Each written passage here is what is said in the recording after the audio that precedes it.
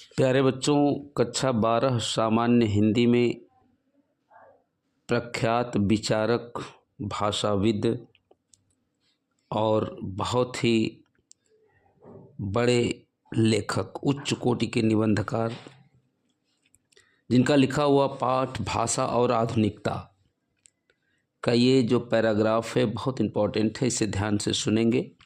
रमणीयता और नित्य नूतनता अन्योन्याश्रित हैं। रमणीयता के अभाव में कोई भी चीज मान्य नहीं होती। नित्य नूतनता किसी भी सर्जक की, सर्जक मतलब जो उसे रचता है, जो उसे उत्पन्न करता है, जो बनाता है, कि मौलिक उपलब्धि की प्रामाणिकता को सूचित करती है और उसकी अनुपस्थिति में कोई भी चीज वस्तुतः जनता व समाज के द्वारा स्वीकार्य नहीं होती। बड़े ध्यान से सुनेंगे, अंडरलाइन पंक्तियां हैं। प्रसिद्ध निबंधकार जी सुंदर रेड्डी जी बताते हैं कि रमणीयता अर्थात सुंदरता और नित्य नूतनता, हमेशा नयापन, सुंदरता और नवीनता ये एक दूसरे पर आश्रित हैं। एक के अभाव में दूसरे का महत्व नहीं है। अर्थात जो वस्तु सुंदर होगी वह नवीन होगी और जो वह नवीन होगी वो रमणीक होगी, सुंदर होगी। नवीनता और रमणीयता एक दूसरे पर आश्रित हैं। अर्थात ये दोनों शब्द जो हैं एक सिक्के के दो पहलू हैं। एक के बिना दूसरे का कोई महत्व नहीं है। नित्य नूतनता किसी भी सर्जक की मौलिक उपलब्धि की प्रामाणिकता को सूचित करती है। हमेशा नयापन, हमेशा नवीनता किसी भी रचनाकार की या कलाकार की मौलिक उपलब्धि, उसके प्रमाण को सूचित करती है। कोई भी कलाकार हो, उसकी रचना में नवीनता उसकी मौलिकता का सबसे बड़ा प्रमाण है। अगर वो रचना नई नहीं है तो लोग उसे मौलिक, उसकी अपनी रचना है, उसकी मुख्य अपनी रचना है, लोग मानने को तैयार नहीं होंगे। वो उसमें जो नवीनता होगी वही उसकी मौलिकता का सबसे बड़ा प्रमाण है। और उस नवीनता के अभाव में समाज में कोई भी उसे स्वीकार नहीं कर सकता है। अगर उस रचना में नवीनता नहीं है, कोई आकर्षण नहीं है, तो फिर समाज उसे कभी स्वीकार नहीं करेगा।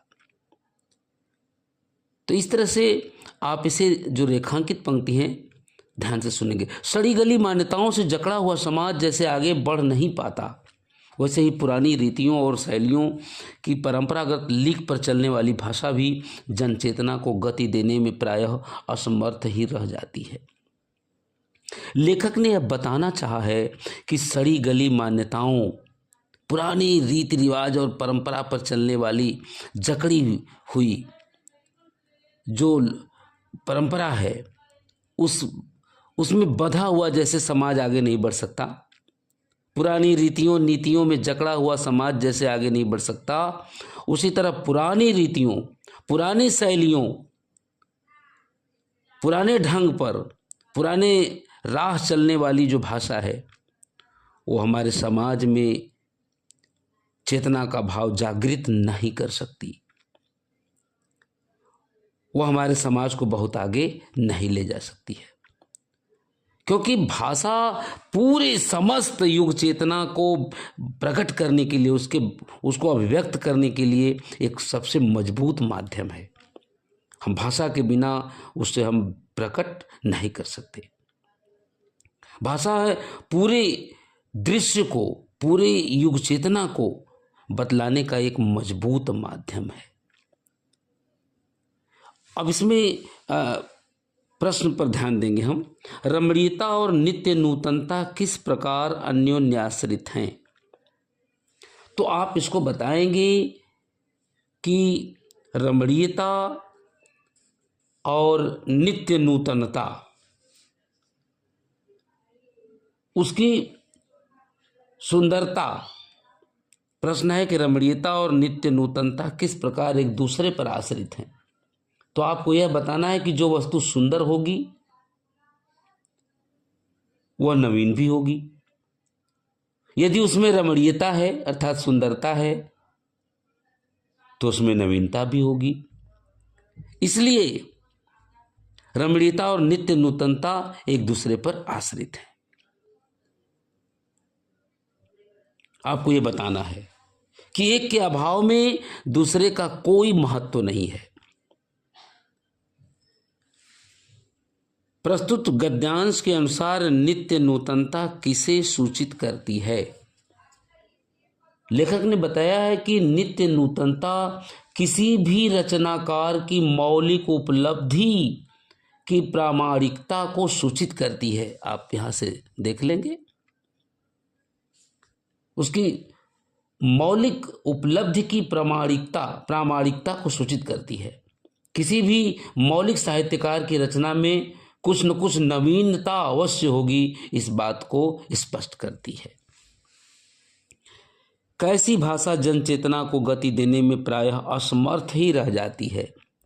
पुरानी रीतियों, नीतियों, परंपराओं, शैलियों से जकड़ी हुई भाषा, जो पुराने राह चलने वाली, पुराने रीतियों को ढोने वाली, परंपराओं और शैलियों पर चलने वाली जो भाषा है, वो समाज में सम्मान नहीं प्राप्त कर सकती। वो समाज में जन चेतना को उत्पन्न करने में पूरी तरह समर्थ नहीं है। आपको इतना ध्यान रखना है कि जो पुरानी शैलियों, पुरानी रीतियों, पुरानी परंपराओं से जकड़ी हुई भाषा है, वो युग के अनुरूप जन चेतना उत्पन्न करने में हमेशा असमर्थ रहती है। लेखक के अनुसार भाषा किसका और कैसा माध्यम है? तो आप यहां पर देख सकते हैं कि लेखक के अनुसार भाषा समूची युग चेतना की अभिव्यक्ति का एक सशक्त माध्यम है। इस बात को आप वहां पर लिखेंगे।